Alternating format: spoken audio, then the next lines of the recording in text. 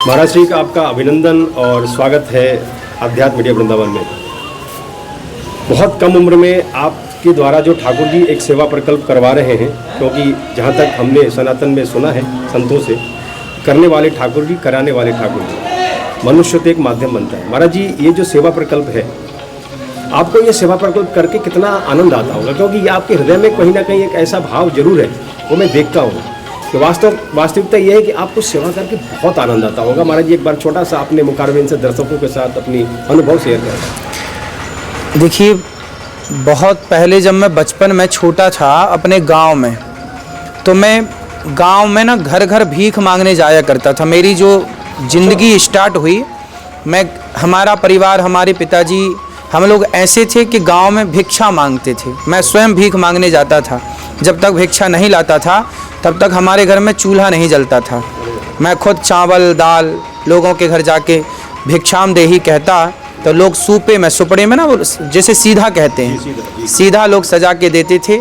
तो मैं आटे के थैले पे आटा, चावल के थैले पे चावल, 3 थैलियाँ लेके जाता था। कभी कुछ लोग घी भी दिया करते थे और कभी कुछ लोग आलू और नमक भी दिया करते थे।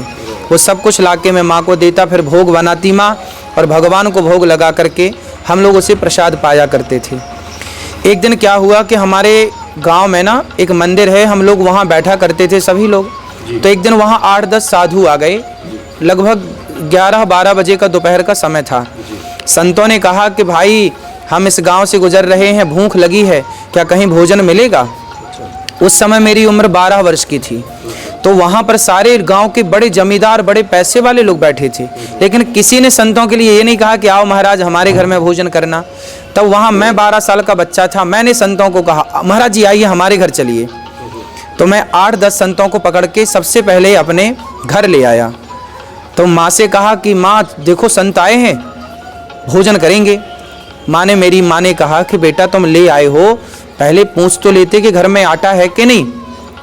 आटा था नहीं, संत आ गए। तब मेरी माँ ने कहा कि जाओ, गांव में ना पड़ोसियों को मौसी और बुआ कहते हैं ना, सब कोई हमारे बगल में मौसी है, तो मौसी, माँ ने कहा कि जाओ मौसी के घर से थोड़ा आटा ले आओ। तो मैं आटा लेके आया। मेरी माँ ने सब्जी बनाई और खीर बनाई। चूँकि गाय थी घर में, तो खीर बनी और आटे की पूड़ी बनी। घी भी था भगवान की कृपा से। तो खीर, पूड़ी और सब्जी, साग, ये 3 प्रसाद संतों को पवाया।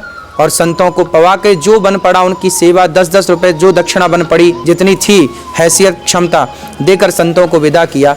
जब वो संत भोजन कर रहे थे तब मैं उनको भोजन करते देख रहा था। बहुत खुश थे वो।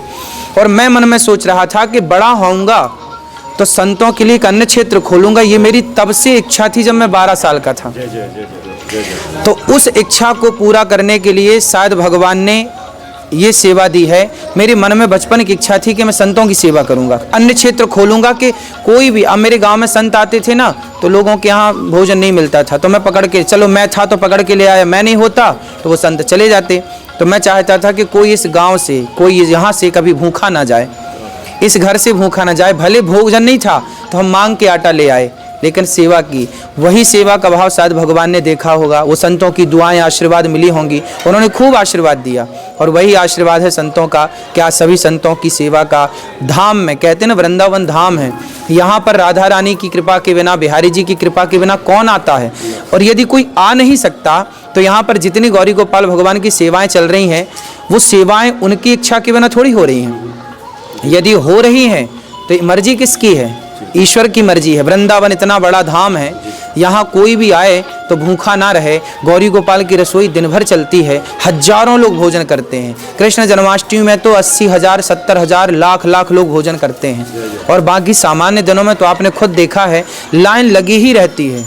अभी भी आप चल के देखेंगे तो लाइन लगी है, भक्त भोजन कर रहे हैं, द्वार खुले हैं, कोई भी आओ सबको प्रसाद। ये सेवा है, ये भगवान करा रहे हैं, हम और आप निमित्त बन गए हैं। बाकी सब करने कराने वाले भगवान हैं। हमारी क्या हैसियत कि हम कुछ कर सकें? सांस भी लेते हैं तो ईश्वर की मर्जी होती है। हमारी हैसियत तो ये हाथ उठाने की भी नहीं है। वो ना चाहे तो कौन हाथ उठा सकता है? इसलिए करते हो तुम कन्हैया, मेरा नाम हो रहा है, मेरा आपकी कृपा से सब काम हो रहा है।